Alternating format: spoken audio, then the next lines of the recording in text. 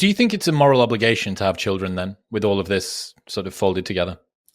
I think different people have different moral frameworks they're optimizing for. I think if somebody believes that their moral framework should continue to exist into the future, 200, 300 years into the future, like gender equality or something like that, and you don't have kids, you have morally failed. If you, however, are just like, no, it doesn't matter if my belief system dies out with me, then yeah, whatever. I'm not going to tell you that your morals are wrong, because I think that morality is one of those things where I believe that my morals are right. But if I go around trying to police everyone else's morality, I'm just going to have a bad time. So that's that line in the sand is one I've been really interested in playing about with. I absolutely agree that some sort of Handmaid's Tale future where women are kept in pens like cows so that they can keep the future of the population going is wrong. Also, telling women that the only way that you can live a fulfilling life is by doing some domestic version of that also is wrong. But I can't see why there isn't any sympathy out there in the world for the reverse of this situation. What about all of the people who were told you don't need to have kids to have a fulfilling life, that did want to become mothers, that had their preferences nudged in the opposite direction, break through their fertility window, and then grieve for families that they never had? Like, where is the finger pointing going in the other direction? Because I don't see anybody unironically saying that women need to get out of the boardroom and get back in the bedroom to start producing more children. Like, I think that they're just saying, look, maybe you should think about the current cultural norms that are being pushed and take them with a big spoonful of salt.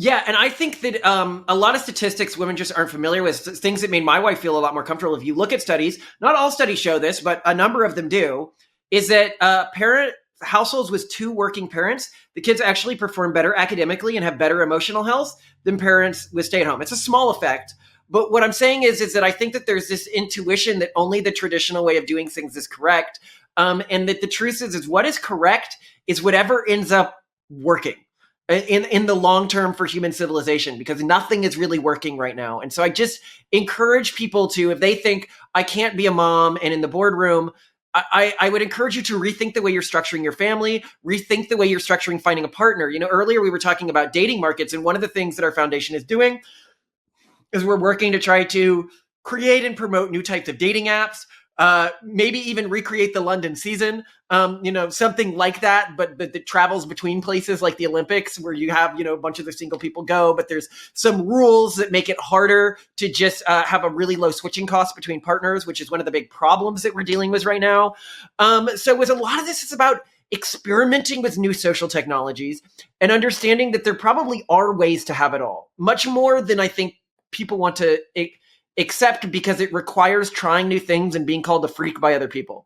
What about people that say it's too expensive to bring a child into this world? Why are poorer people having more kids? If it's an issue of cost, then what you should see is a line where people have more kids the more money they have, but typically the line goes in the other direction within and between countries until you get to like ludicrous levels of wealth, like $500,000 a year. So what I'd say is it's enormously expensive. It is a massive lifestyle sacrifice. It absolutely is a lifestyle sacrifice. But is it too expensive? I think that's the real thing. Is it too expensive? Is it that you can't afford it? Or is it that you would need to, like us, we had to leave a city, we moved to a rural area, we changed the type of jobs we could get because of that. We made a lot of sacrifices to do this. And I understand that for families in less socially, economically advantaged positions, they have to make even more sacrifices.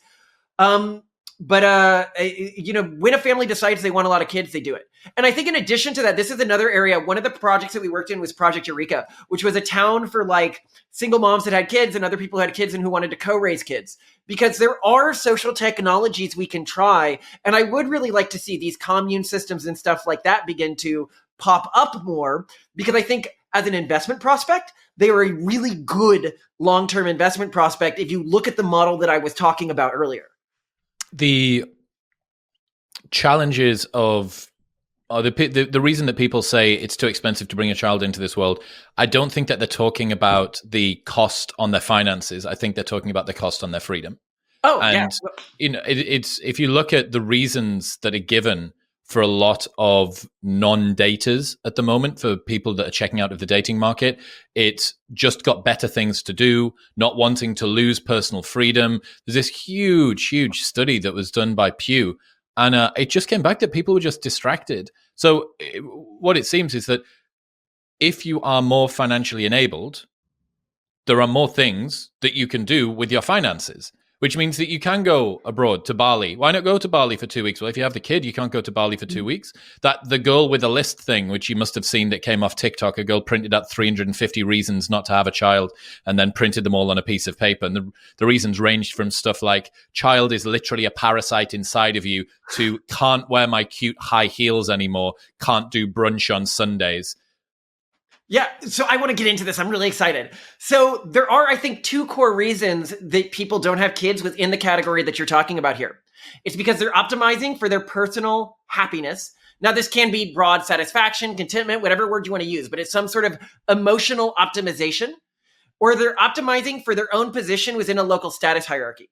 This can be showing off to people on Twitter or whatever, you know, the trips that you're doing or the things that you're doing with your life because you think that these make you, you know, like better or higher within some group. As soon as you're not optimizing for one of those two things, typically having kids, or I suppose you could say that I'm trying to make the world a better place along some sort of framework like donating to like protecting ecology or something like that. Like a lot of that loops back to status though. Yeah, a lot of that loops back to status. So I think what we're going to see, and this is really cool because it's going to change what it means to be human. When people, I mean, even more than the other options people have right now, when robosexuality, I always go back to the Futurama episode about this, that it predicted this. When people can start dating AIs and you can have your deep fake girlfriend and stuff like that. And then eventually people will be able to go into pods and live any virtual reality lifestyle they want. When these sorts of things become possible, and they likely will within my grandkids' lifetime at least, if not our own, pretty much everyone who's optimizing for status or personal pleasure is going to be culled from the gene pool. And any cultural group that can't motivate people to optimize for something else is going to be removed from the system. And that is going to fundamentally change what it means to be human and likely have a pretty big impact on sort of the human sociological profile in terms of the genetic screening that's going to cause. It's going to nudge the genetic disposition because the only cohorts that are left are going to have a particular type of predisposition.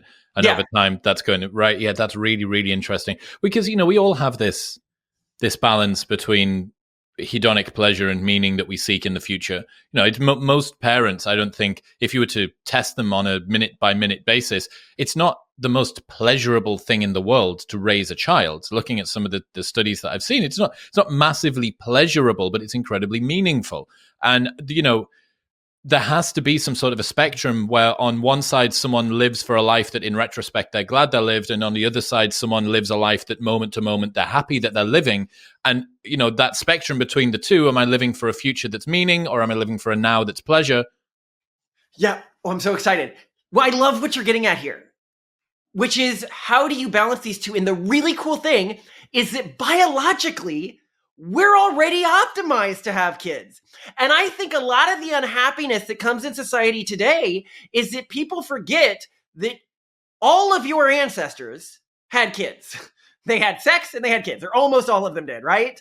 And so humans are programmed to find genuine contentment and happiness of a deeper kind and a more meaningful kind than they can get from almost anything else, from continuing down the path that had led to our species being successful so far.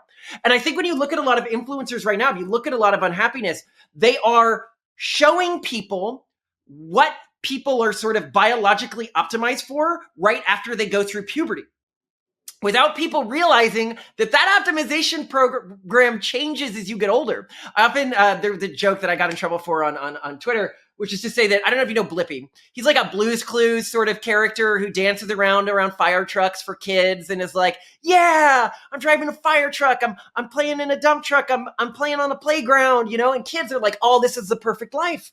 Before they go through puberty, they see this. That's what they're optimized for. They're optimized for play and exploration. As an adult, you see this and you're like, oh my God, his life looks terrible. I mean, obviously he probably makes a lot of money, but I mean, you wouldn't actually want to live that way. And I often argue that Andrew Tate is sort of the Blippi for teenagers.